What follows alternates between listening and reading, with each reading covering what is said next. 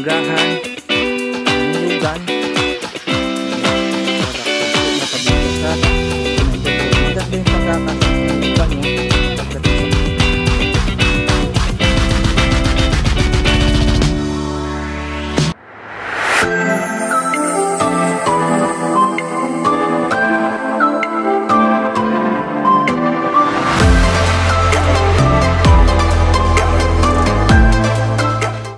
So hello guys, magandang araw. So panibagong property po itong ating na-locate dito po sa Tagkawayan, Quezon, Barangay Manato.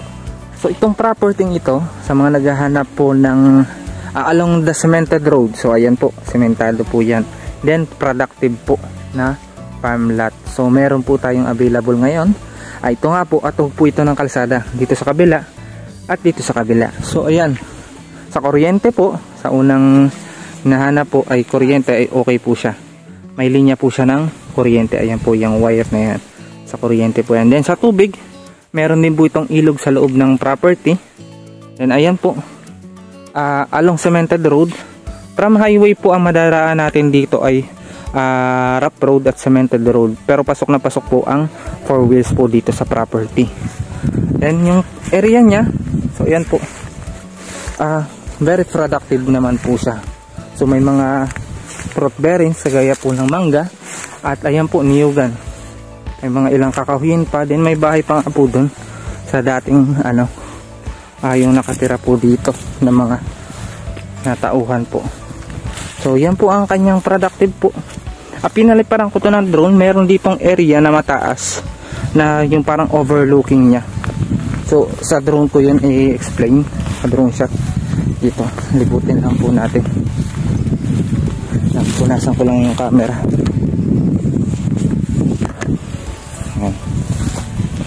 Ayan po,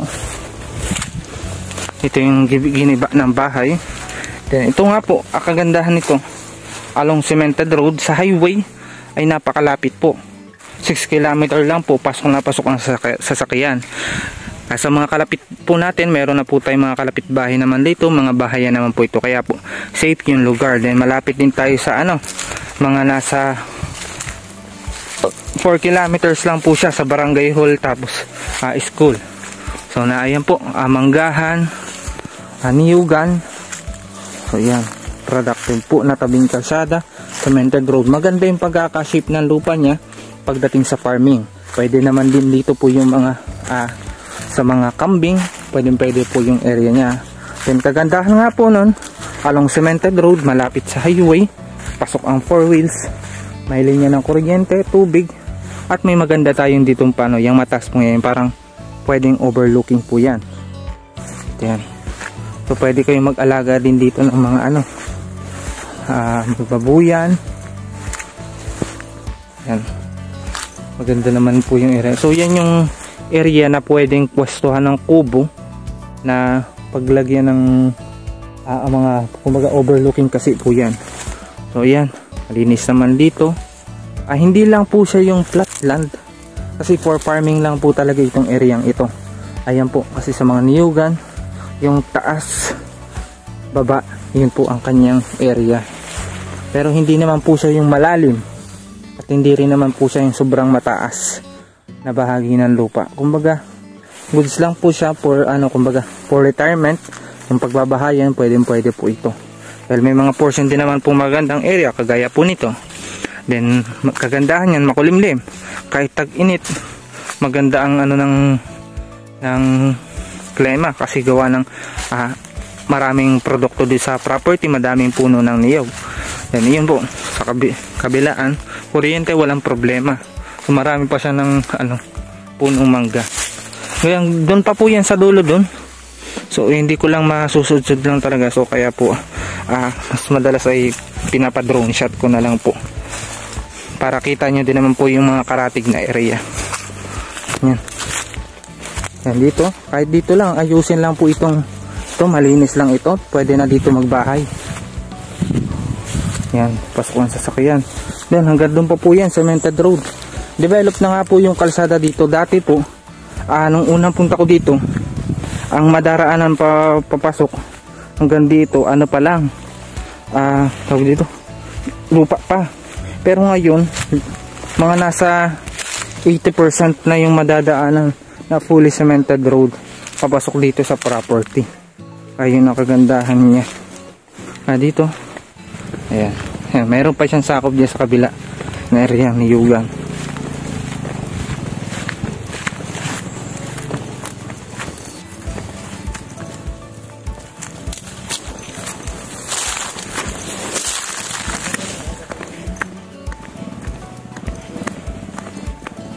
Sakop pa po dito, ano?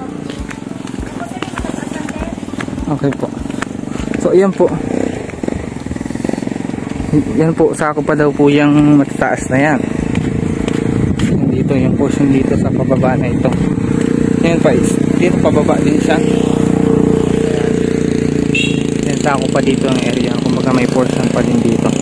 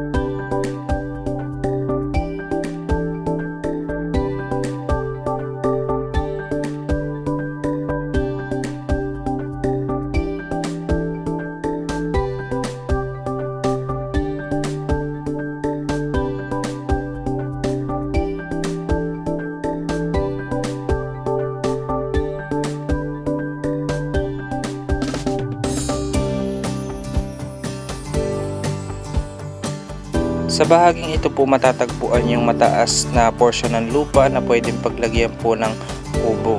So dyan po maganda naman ang pagkakahawi ng lupa niyan. Hindi naman po yung kataasan at hindi naman po yan sobrang bangin. So kumbaga maaakyat din naman po yan. Para lang po siyang maliit na chocolate hills. Kaya maganda po yung paglagyan ng kubo at overlooking.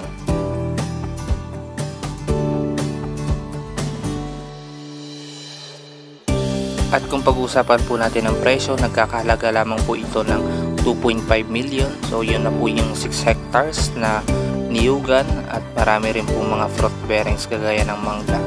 At yun, may mga hardwood, softwood, very accessible, may source ng kuryente, tubig.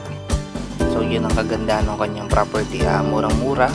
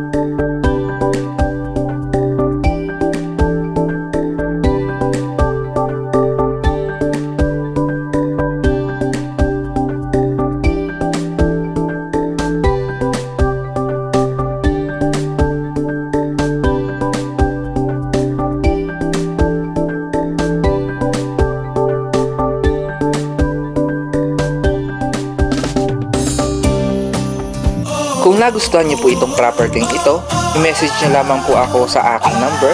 Available po yan sa WhatsApp at Viber. O kaya naman sa aking Facebook account, Peter Porrebecacion-Ulayaw. At huwag niyo rin kalimutan mag-subscribe para lagi po kayong updated sa aking mga bagong upload na property. Baka sa kasunod na upload ko, ayun ang farmland na hinahanap mo. Yun lang, maraming salamat sa panonood.